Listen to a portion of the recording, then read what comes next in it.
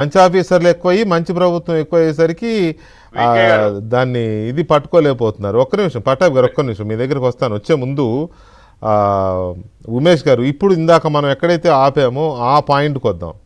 ఇప్పుడు ఆ పాయింట్ ఏంటి అంటే, గాయాలతో చనిపోయాడు, శవాన్ని మాయం చేశారు, లేకపోతే ఇంకొకటి ఏదో చేశారనే దాని మీద చాలామంది మాట్లాడుతున్నారు. వైసీపీ నాయకులు పేరు నాని గారు కావచ్చు, లేకపోతే ఇంకోరు కావచ్చు, కొన్ని పాయింట్స్ లాగుతున్నారు. డ్రైవర్ లేడా సిఐకి, సిఐ ఒక్కడే తీసుకెళ్ళాడా డ్రైవర్ లేకుండా బాడీని మాయం చేయడానికి, లేకపోతే గాయాలేని అంటే మరి అన్ని గాయాలు ఒక్కడే కొట్టాడా, స్టేషన్లో ఉన్న అందరినీ బయటికి పంపించి, నేను చెప్పాను ఇప్పుడు 20 మంది ఉన్నారనుకోండి కనీసం స్టేషన్లో, అందరినీ బయటికి పంపించేసి ఒక్కడే కొట్టాడా, ఒక్కడే కాళ్ళు కట్టేశాడా, ఒక్కడే చేతులు కట్టేశాడా, ఒక్కడే అందరి కళ్ళు కప్పేసి సీసీ కెమెరాల ఫుటేజ్ మాయం చేశాడా?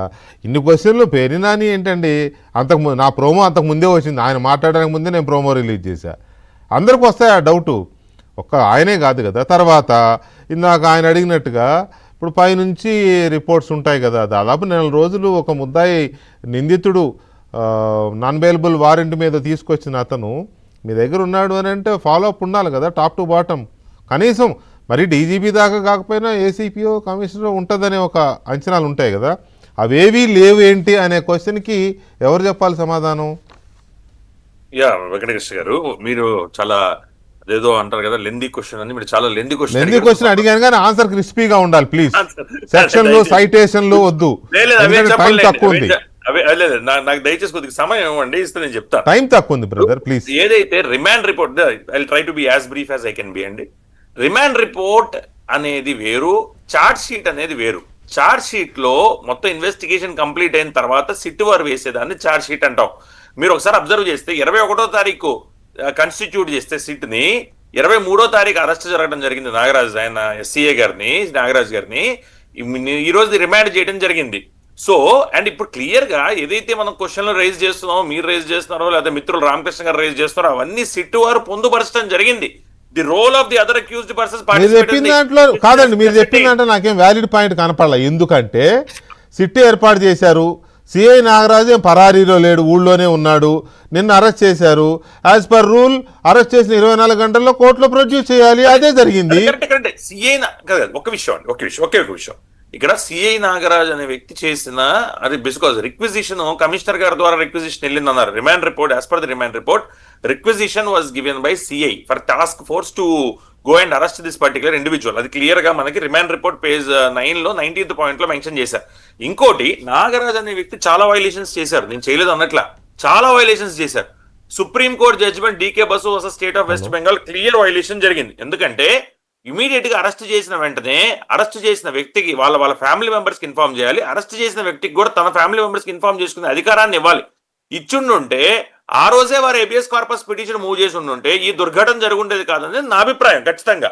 రెండోది, మెడికల్ ఎగ్జామినేషన్ ప్రతి 48 గంటలకు ఒకసారి మెడికల్ ఎగ్జామినేషన్ జరగాలని డీకే బసు జడ్జిమెంట్ లో చెప్పారు, అది జరగల.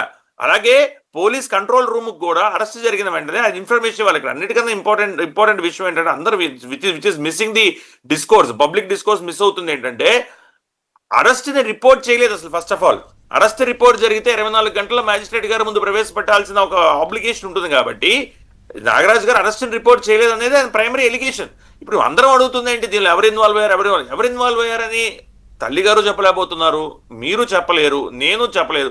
ఐదర్ చనిపోయిన సాయికృష్ణ వచ్చారన్నా చెప్పాలి, లేదా ఇన్వెస్టిగేషన్ చేస్తున్న సిట్ అధికారులు అని చెప్పాలి. ఈ పట్టుకున్న మొదటి రోజే అందరి పేర్లు బయటకు వచ్చేయాలి, ఇంకా అలాంటప్పుడు ఛార్జ్ షీట్ వేసేయాలని చెప్తున్నారు మీరు. ఛార్జ్ షీట్ వేయడానికి కొంచెం సమయం ఉంటుందండి. ఇన్వెస్టిగేషన్ సిట్ వారిని మొన్నే కదా వాళ్ళని ఇప్పుడు పట్టుకున్నారు. ఇందాక మన పట్టాభి గారు కూడా చెప్పినట్టు కూడా తర్వాత పోలీస్ కస్టడీ తీసుకుంటారు, పోలీస్ కస్టడీలో మళ్ళీ ప్రశ్నిస్తారు. ఎవరెవరైతే అక్కడ ఆ రోజు ఉన్నారో ఎగ్జామిన్ చేసి ఒకటి ఓన్లీ 1 పాయింట్ లీగల్ పాయింట్, విట్నెస్లను ఎగ్జామిన్ చేసిన తర్వాత వాళ్ళ రోల్ కనుక ఎస్టాబ్లిష్ అయితే వాళ్ళని అక్యూజర్ గా ఛార్జ్ షీట్ లో చూపించవచ్చు, అది ప్రొవిజన్ ఉన్నది. అదన్నీ వదిలేసి ఇమీడియట్ గా నిన్నేదో జరిగింది కాబట్టి ఇమీడియట్ గా ఈ రోజు అందరిని ఉన్న వాళ్ళందరిని తీసుకొచ్చేసి అక్యూజర్ గా చూపించేయాలంటే అలా కుదురుతుందండి. ప్రైమరీ అక్యూజ్, నేను లీగల్ గా మాట్లాడుతున్నాను, ఖచ్చితంగా నేను మిమ్మల్ని వైలేట్ చేయడం లేదు. జరిగింది చాలా దాష్టికం. అది రాష్ట్రంలో ఇంకా మరొకసారి జరగకూడదు. జరగకూడదు అంటే due process of law follow అయ్యి రెస్పాన్సిబుల్ ఇండివిజువల్స్ ఎవరైతే ఉన్నారో లేదా ఆఫీసర్స్ కానీ లేదా కాదు, ఎవరైతే individuals వెంకటకృష్ణ గారు, వాళ్ళందరినీ నేను ఒకటే ప్రొసీజర్ మాట ప్రకారంగా అడుగుతున్నా. శిక్షించాలి. వెంకటకృష్ణ గారు, ఒక్క మాట, ఒక్క ఎమోషన్స్ మాట. ఎస్కలేట్ నేను చేసి ఒక్క మాట అడుగుతా సార్. రాజకీయ ఒక్కటే ఇంకో విధంగా ఇంకో విధంగా వాడుకోకూడదండి. అడగండి రామకృష్ణ గారు అడగండి ఒకటే మాట. రామకృష్ణ గారు అడగండి ఐఎమ్ అలోయింగ్ రామకృష్ణ గారు ఐఎమ్ అలోయింగ్ రామకృష్ణ గారు అడగండి జరగాలి. రామకృష్ణ గారు అడగండి. సార్ లాకప్ డెత్ జరిగితే వెంటనే మెజిస్ట్రేట్ కి ఇన్ఫార్మ్ చేయలేదా కన్సర్న్ చెయ్యలేదు కదా నాగరాజు గారు, చెయ్యలేదని రాశారు కదా సిట్ వారు. అది రాశారు రాశారు కోర్టును తప్పుదో పట్టించారని రాశారులే, కోర్టును తప్పుదో పట్టించారని రాశారు. 24 గంటలు ఏమండి, ఒక్క నిమిషం. మీరు అడిగారు కదా ఎక్కడ రాశారు, ఎక్కడ రాశారు అడిగారు కదా, ఆహాహా, అది కాదు కానీ అది కాదు రామకృష్ణ గారు రామకృష్ణ గారు ఒక్క మాట ఎక్కువ దయచేసి రెస్పెక్ట్ ఫర్ యూ, మీకు నాకు చాలా గౌరవం ఉంది. దయచేసి సార్ మీరు చట్టాన్ని చూడకుండా ఆవేశంతో మాట్లాడితే ఎట్లాగా? చట్టంలో చార్జ్ షీట్ వేసేయమంటారా మొదటి రోజే? చార్జ్ షీట్ వేయమంటారా? సిట్ వారు చార్జ్ షీట్ వేయమంటారా ఏంటి మొదటి రోజే? ఎగ్జామిన్ చేయాలి కదా. అడుగుతున్నది ఏంటి? లాకప్ డెత్ జరిగితే ఫస్ట్ పాయింట్ ఏంటి? జుడిషియల్ మేజిస్ట్రేట్ ఫస్ట్ క్లాస్ రావాలి, ఆయన విచారణ చేయాలి. అది జరగలేదు. ఒక్క నిమిషం అండి, ఒక్క నిమిషం